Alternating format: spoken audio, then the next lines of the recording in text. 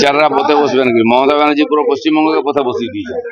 4 বছর 5 বছর ধরে বিভিন্ন টিচাররা পরীক্ষার্থীরা ধর্ণা দিচ্ছেন কলকাতার রাস্তার ধারে ধারে।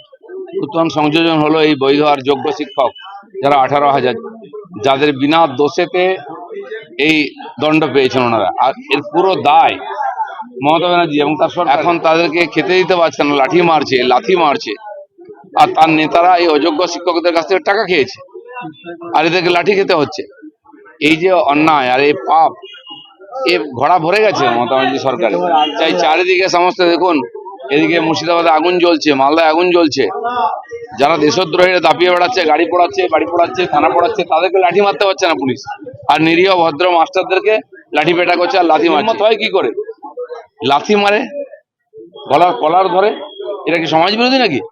এই পুলিশগুলোই সমাজ বিরোধী, তাই এরা ঠেঙানি খাচ্ছে সব জায়গায়। এদের ব্যবহার এরকম হলে বাংলাদেশে পুলিশের সঙ্গে কি ব্যবহার করেছে পশ্চিমবাংলার মানুষ? এই যারা বদমাস পুলিশগুলো, তাদের সঙ্গে একই ব্যবহার করবে, রাস্তায় ধরে পেটাবে, বাঁচতে পারবেন না, বাড়ি থাকতে পারবেন না, এই ধরনের অপকর্ম করবেন না।